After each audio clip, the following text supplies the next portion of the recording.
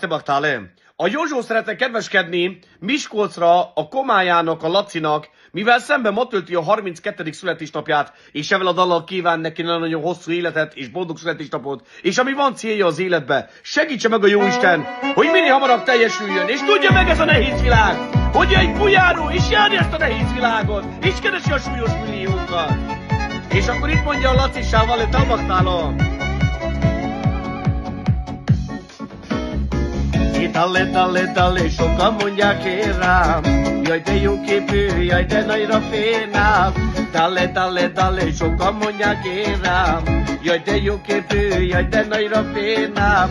A pénz sose fogy el, zsebe tele pénzzel, így nem csak a kinézeteim van az eszem. Adta Józsó prala, appalama, i babarász gadi csorillumám. A pénz sose fogy el, zsebem tele pénzzel, így nem csak a kinézeteim van az eszem. Adta Józsó prala, appalama, i babarász gadi csorillumám. Na segítse meg a Jóisten, mikor 100 éves is leszel, Lackó! Ugyanígy köszönsön téged a Komád, a Józsi! Mindig csak a jóban sem való a Józsó! Mindig csak a jóban! És szeremelő borba! Dale, sokan mondják én rám, jaj de jó képű, jaj de nagyra fénám.